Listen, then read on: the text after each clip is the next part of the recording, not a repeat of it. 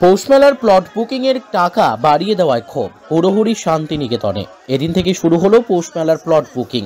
প্রথম দিনেই ক্ষুব্ধ ব্যবসায়ীরা। তাদের অভিযোগ, রেট চার্জ প্রকাশ না করেই 4 গুণ টাকা বৃদ্ধি করে প্লট দেওয়া হচ্ছে। শান্তিনিকেতন ট্রাস্ট জানায়, মেলার প্লট বুকিং এ ফি বৃদ্ধি নিয়ে কোনো আলোচনাই বৈঠকে হয়নি। সব মিলিয়ে পৌষ মেলার প্লট বুকিং নিয়ে চরম বিশৃঙ্খলা। যদিও বীরভূম জেলা সভাধিপতি কাজল শেখ বলেন, মানুষ খুব উৎসাহিত প্লট বুকিং এর জন্য, কোনো ক্ষোভ বিক্ষোভ নেই। আয় আর ফি বৃদ্ধি করা হয়নি।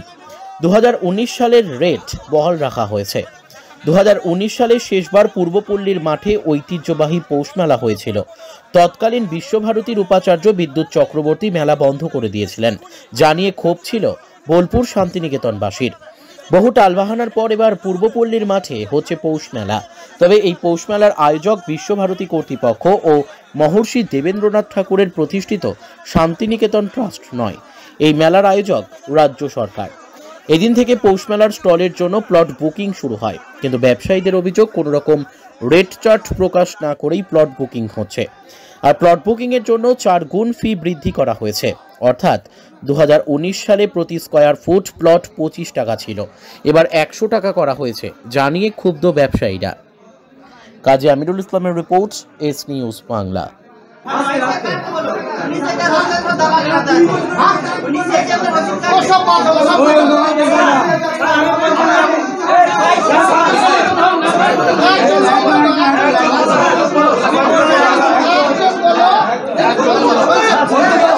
বলতে আমরা দীর্ঘদিন পৌষ মেলায় স্টল করি। আমি গুসকরা থেকে আসছি।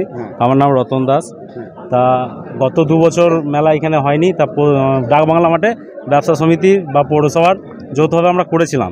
তা সেখানে আমাদের রেট ছিল 25 টাকা করেছিল, সেটা কমিয়ে 15 টাকা করে আমরা সেখানে স্টল করেছিলাম। তা এখানে শুনছি আমাদের কালকে ওনাদের একটা মিটিং হয়েছে। তা আমাদের হোটেল বা রেস্টুরেন্টে বলেছে 100 টাকা স্কোয়ার ফিট। তা আমাদের এত টাকা হলে আমাদের বাজেটের পুরো বাইরে চলে যাচ্ছে। তা আমরা দোকানদাররা ঠিক করেছি যে এত টাকা হলে আমরা স্টল বুক করব না। এবারে আমাদেরকে না, পৌষ মেলা আমরা করবো না। এত টাকা দিয়ে কী করে করব? 100 টাকা যদি হয়, আমাদের ধরুন 40 জায়গা 1600 স্কোয়ার ফিট, তাহলে 1600 স্কোয়ার ফিট জায়গা হচ্ছে 16 ইন্টু 100 1,60,000 প্লাস 18% জিএসটি, প্রায় নিয়ে আমাদের প্রায় 2 লাখ টাকা ইলেকট্রিক বিলে, প্রায় 2 লাখ টাকা কাছাকাছি। না না না, আমাদেরকে যেহেতু বলেছিল এখানে যে ওইখানে যা রেট ছিল সেই রেটই এখানে হবে, তা আমরা সেইভাবে আশা নিয়ে এখানে এসেছিলাম। কিন্তু এখানে এসে শুনছি 100 টাকা আমাদের রেট করেছে। আপনার নাম? আমার নাম রতন দাস, আমি গুসকরা থেকে আসছি। 4 গুণ বেড়েছে, প্রচুর বেড়েছে, 4 গুণ বেড়েছে। ডাকবাংলা মাঠে যে যা ছিল, যারা ওনারা কিন্তু তবু সবারই কথা চিন্তা করেছিল। এখানে তো কারোর কথা চিন্তাই করা হয় নাই। এখানে যারা ইয়েতে আছেন তারা তো প্রচুর রেট বাড়িয়ে দিয়েছে, ধারণার বাইরে। মানুষ কোথায় দাঁড়াবে সেটা খুঁজে পাচ্ছে না। ওনাদের চিন্তা করা উচিত যে পয়সাটা সবারই কিন্তু মেহনত করা পয়সা, উড়ে আসা বা এদিকে আসার পয়সা নয়। সেই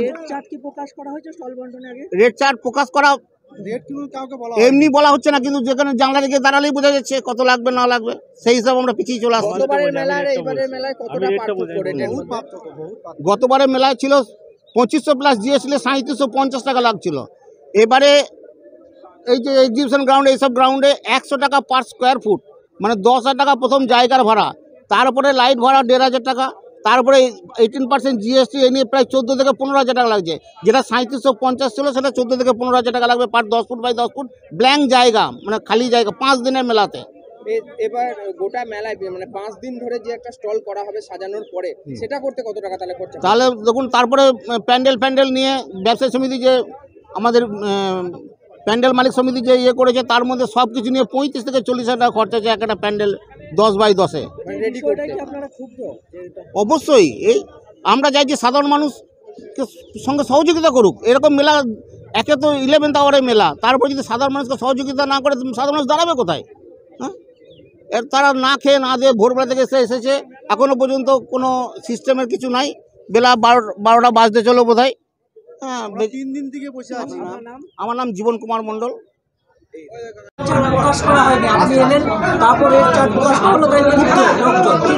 লোকজন রেট চার্ট নিয়ে ক্ষুব্ধ নয়, লোকজন যেটা ক্ষুব্ধ আছে সেটা হচ্ছে কত তাড়াতাড়ি আমাদেরকে স্টল দেওয়া হবে সেই নিয়ে।